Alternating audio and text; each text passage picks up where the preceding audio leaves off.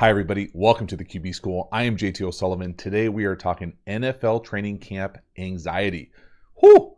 Everybody's favorite topic. Let's dive into it. Welcome to the QB School.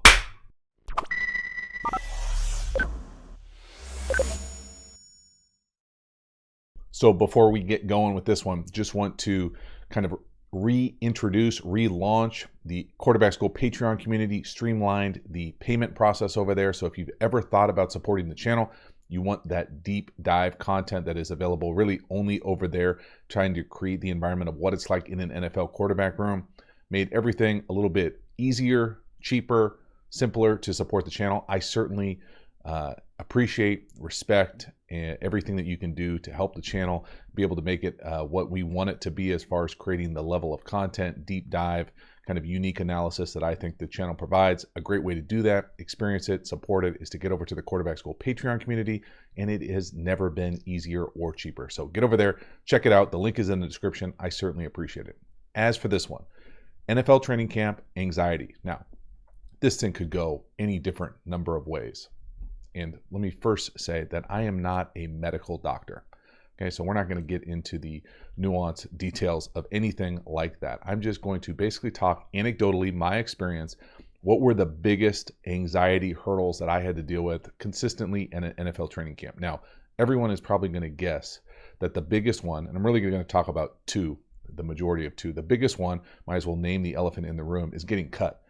Now, that certainly is there, but that doesn't really stop at training camp. I think it's kind of a common misconception across a lot of fans, a lot of the public about being a professional athlete, that you're really only worried about getting cut during training camp. In the NFL, damn near nothing is guaranteed unless you get past that first week and you're a vested player. And even then, it's not guaranteed.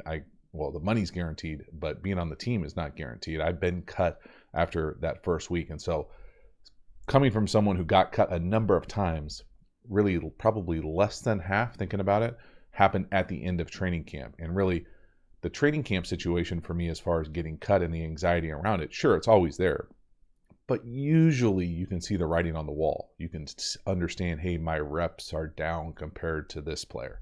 Hey, I'm not really getting a fair shot. Hey, I didn't play at all in this preseason game. And so there are significant indicators.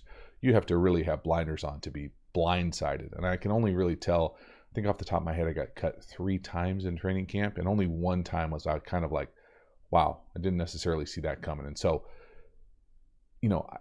that anxiety is there, but that's not really what we're going to talk about in this video. We're going to talk about my 2 kind of things that I dealt with the most in NFL training camps and the anxiety around it, and one of them still lingers.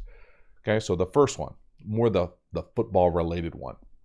My big anxiety was not being able to get the play from the coach saying the play. So just about in every team drill, 7-on-7, inside run, whatever you want to say, team, blitz, a coach will relay the play to the quarterback, whether it's through the headset, whether it's just reading it off the script. And so usually that's either the quarterback coach, the coordinator, most oftentimes those 2 positions. Sometimes it's someone else just because those coaches want to coach during that period, which I think is a pretty good idea. But if you don't want to be a reader, I always had an issue, not always, I sometimes had an issue depending on who the coach was. And this is going to sound petty, and it's also going to sound maybe a little jaded, but I can say that some coaches make this more difficult than it has to be. And so what do I mean by that? Well, if we're going to say a play, you have to be able to say the play clearly so that everyone hears it in the huddle if you're the quarterback. That's one of the roles if you play at the highest level, because you're in a huddle most of the time communicating the play, the snap count, all sorts of little details, maybe coaching points that you give out before you break the huddle.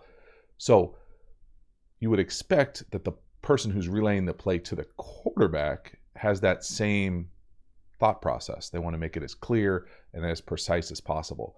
Well, I was around some coaches that either I couldn't understand what the hell they were saying half the time, or they would intentionally not say part of the play or mumble part of the play just to make sure that you knew with great detail what the full play was. Now you're thinking, that might not be a big issue for you. Well, if the play's 10 words and they say the first 5, let's go, trade to green, ride, fox to with a and a dagger.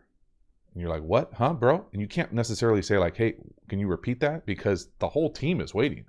These reps go fast. This isn't, rec soccer out there. We're practicing at a high tempo. And so some coaches would, I'm being honest, would mumble intentionally to see if you knew it well. Now, once you prove that you knew it, they usually kind of drop the jerk curtain. But if they didn't love you, and some of these coaches didn't necessarily love all the quarterbacks that were in their room or in their organization, I just feel like it was a little way to kind of nudge that to make it just kind of a crummy, not the greatest experience in the world. And so I had significant anxiety going to certain teams being like, oh my God, what is this going to be like? Is this going to be a mouthful? Is this guy a clown? Is this guy a jerk? Are they trying to create the best environment for me to be successful? All those types of things. And so that for me was one of the big ones. Now, how did I hedge that? I learned pretty quickly that just about every high-level practice has a script. Might as well get that script before the practice, and then you can kind of see exactly what the plays are going to be. And if you're at the highest level, usually you know when your reps are coming. So say, the starter's getting the first 5 reps, the backup's getting the next 3, the number 3's getting the last 2 reps of a 10-period little session. Well, then I'm going to pay attention to, wherever my reps are, whether it's the backup, whether it's the starter, whether it's the number 3, and really know those reps. And then you can take it to the next level, the vet level of being able to just, hey, if that's the column for the offensive play, I wonder what the column on the right is. Oh, that's the defensive column. So all of a sudden, might as well learn the defensive calls, or just be able to say, hey, oh, they're in quarters on this one, or they're playing, whatever, bringing some sort of pressure on this one. Well, might as well hedge your bets and be able to know exactly what's going on in the script. Now, I can tell you that occasionally things flip on you, and all of a sudden you're taking the 1 reps or you're taking the 2 reps, and your reps can kind of bounce around. So I didn't necessarily want to memorize it, but I certainly would be lying if I told you I never looked at the defensive script at the same time as the offensive script. So just a little trick of the trade as we're into camp season. Now, the last one here. This is a camp anxiety for me that still exists to this day. I'm not in a training camp this August. I'm not coaching. I'm not doing anything. And this is still impacting my life. So what am I talking about?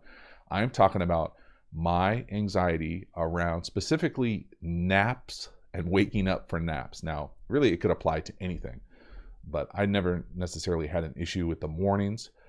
But I enjoy a nap. I'm not going to lie. Have for as long as I can remember. I have severe anxiety, and I don't even know if nightmares during the naps are things, but I feel like they are for me, because I will wake up from a nap 10 years out of playing in the NFL, 10 years plus probably, and still feel like I'm going to be late to a meeting. And I don't know what the fines are. I don't even know how the fine structure works anymore, but I can tell you it used to be a lot. And I would wake up in just like a panic.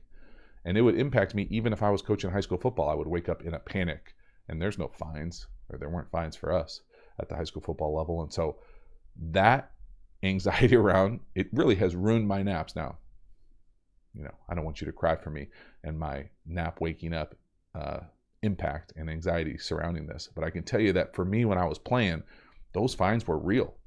Those things hit you. And if they weren't, if you're not a top guy in an organization, those things are going to hurt. I don't care how much they think you're going to make over the course of a year. Those dollars are dollars. And so I lived in that kind of like, you're so tired, you're mentally exhausted because you're so focused, you're so locked in meetings, in practice, that the naps themselves are great. Mid-afternoon nap, early afternoon nap, after a workout, after a practice, you come back, maybe another practice, meetings in the evenings.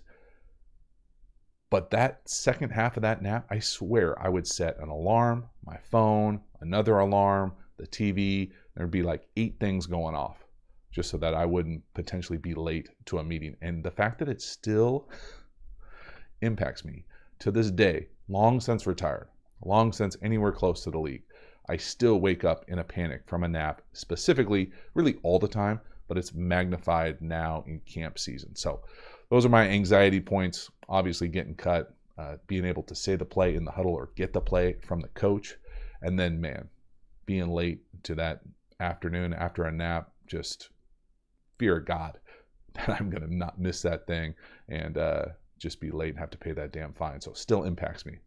All right, let me know if you think that if you have your own anxieties about camps that you've experienced, what you think some other anxieties might be. I certainly appreciate you hanging to the end. I will see you next time. Have a good one.